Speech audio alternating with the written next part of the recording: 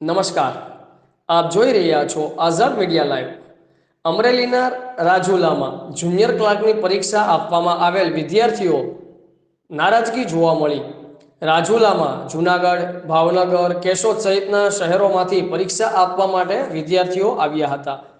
ત્યારે આજે સવારે પેપર ફૂટતાના સમાચાર મળતા વિદ્યાર્થીઓની મહેનત પર પાણી ફરી વળ્યું. રાજુલા ખાતે આવેલ વિદ્યાર્થીઓમાં નારાજગીનો માહોલ સર્જાયો હતો. છેલ્લા ઘણા વર્ષથી પરીક્ષાની તૈયારી કરતા હોવા છતાં પણ પેપર ફૂટતા અમારી મહેનત નિષ્ફળ ગઈ હતી તેવું વિદ્યાર્થી દ્વારા જણાવવામાં આવ્યું હતું. રાજ્યમાં 9.5 લાખથી વધારે વિદ્યાર્થીઓ પરીક્ષા આપનાર હતા. રાજુલામાં કોઈ પણ અનિચ્છનીય બનાવ ન બને તે માટે રાજુલા પોલીસ દ્વારા ચુસ્તપણે બંદોબસ્ત ગોઠવવામાં આવ્યો હતો. રિપોર્ટર ભાવેશભાઈ ચૌહાણ, આઝાદ મીડિયા લાઈવ, રાજુલા. અને કાલે સવારનો નીકળ્યો હતો 7 વાગ્યાનો. આજે સવારે 7 વાગ્યા પહોંચ્યો છું આપણે રાજુલામાં. અને રાજુલામાં બસની જ્યારે ગેટની બહાર એન્ટર થયો, રાજુલામાં પગ મૂક્યો ત્યારથી ખબર પડી કે પેપર ફૂટી ગયું છે. મને પહેલાં ખડીકમાં વિશ્વાસ ન આવ્યો. પછી મેં ન્યૂઝ જોયા, પછી વોટ્સઅપ ચેક કર્યું તો એમાં થોડી બધી માહિતી હતી. તો થોડું ફ્રેન્ડ સર્કલ હતું એને બધાને પૂછ્યું, ફોન કરીને પૂછ્યું તો કે ના ભાઈ પેપર ફૂટી ગયું છે. હવે મારી બસ અત્યારે 1:45 વાગ્યાની બસ છે.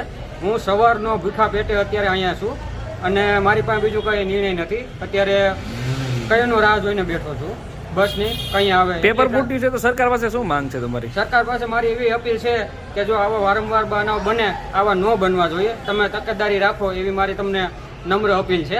એનું કારણ એક જ છે કે દૂર દૂરથી વિદ્યાર્થી આવતા હોય, 3-3, 4-4 મહિનાથી વિદ્યાર્થી મહેનત કરતા હોય. જો આવું પેપર ફૂટે તો એને કેટલા નિરાશજનક થાય. જો આવી રીતે પેપર ફૂટતા રહી છે તો વિદ્યાર્થીને આપઘાતના પણ બનાવ બનશે. પછી એનો જિમ્મેદાર કોણ રહેશે?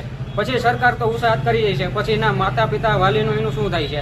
એકને એક દીકરો હોય ને જો આવો બનાવ બની જાય તો એનું કોણ? મા બાપની સહારે કોણ રહેશે? કેટલા સમયથી તૈયારી કરતા હતા તમે? હું 2 મહિનાથી તૈયારી કરતો હતો અને સાથે સાથે નોકરી પણ કરતો હતો. અને 2 મહિનાથી મેં નોકરી મૂકીને જુનિયર ક્લાર્ક અને તલાટાની એક્ઝામમાં મેં ફૂલ ફોકસ કર્યું હતું. જો હું તૈયારી કરીને પણ આવ્યો છું અને અહીંયા પહોંચ્યો તો રાજુલામાં તો એવું થયું છે કે ભાઈ પેપર ફૂટી ગયું છે. Thank you. ભાઈ શું નામ, ક્યાંથી આવો છો? મારું નામ કૌશિક ચાવડા છે અને હું ગળુબાજીથી આવું છું, જુનાગઢ સાઈડથી. આ જે પેપર ફૂટ્યું છે તો શું કેવું છે તમારું? પેપર ફૂટ્યું, અમારે મહેનત 4 વર્ષની હતી પણ એના પછી પણ પેપર ફૂટ્યું. અમારી મહેનતને આખું મહેનતને પાણી ફરી ગયું છે.